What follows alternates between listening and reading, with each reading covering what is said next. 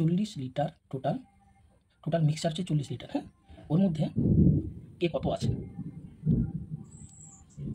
Water আছে 10%, তাই তো?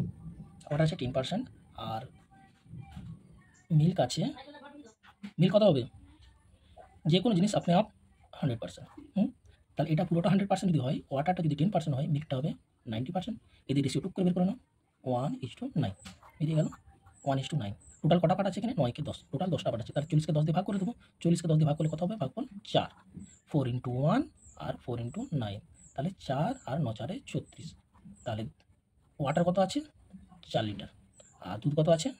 36 লিটার। দেখো এবারে নেক্সট কন্ডিশনটা যেটা দেওয়া আছে সেটাতে বলা আছে যে কত পরিমাণ জল মেশালে জলের যে পার্সেন্টেজটা হবে ওটা হবে 20%, টোটাল পার্সেন্টেজ, তার মধ্যে জলের ভাগ হবে 20%। এখন কত জলের ভাগ আছে? এখন জলের ভাগ আছে 10%, কিন্তু ওটাকে বাড়িয়ে করতে হবে 20%। আর আমাদের দুধ যা ছিল তাই থাকবে, দুধের কোনো চেঞ্জ বা পরিবর্তন নেই। তাহলে এখানে লিখে দাও 4, এটা ছিল 4 আর এটা হলো 36, ঠিক আছে? এটা বর্তমানে যেটা আছে সেটা মানে পরিমাণটা।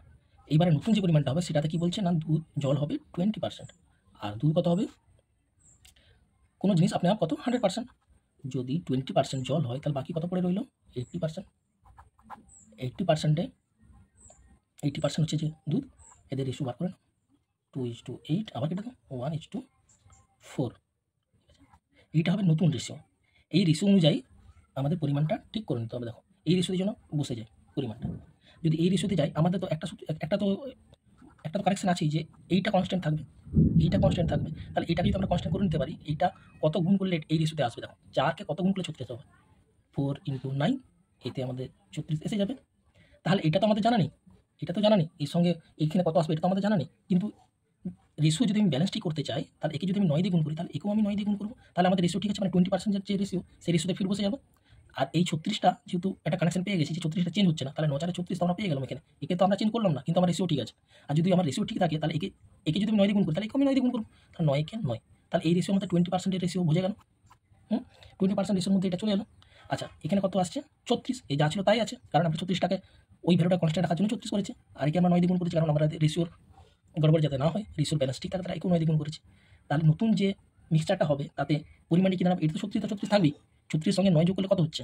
9 6 15, মানে 5 3 একে 4, 45। নতুন যে কোয়ান্টিটি হবে সেটা 45 লিটার। আচ্ছা দুধ এই জল আমাদের কত ছিল আগে? 4। জল আমাদের আগে 4 ছিল, তাহলে টোটাল থেকে কত বাড়ছে? 5 বাড়ছে। টোটাল থেকে, টোটাল 40 ছিল, তার মধ্যে 4 ছিল আমাদের জল। এখন শুধু তো আমরা জলই মিশিয়েছি, অন্য কিছু তো মিশাইনি। তাহলে 36 ওখান থেকে বাদ দিয়ে দিলাম। 36 বাদ দিলে কত পড়ে থাকে? 9 পড়ে থাকে। আর এক্সট্রা কত যোগ হয়েছে? 5 যোগ হয়েছে, তাহলে 5 লিটার জল আমাদেরকে মেশাতে হবে। কোনো কনফিউশন নেই সম্ভবত।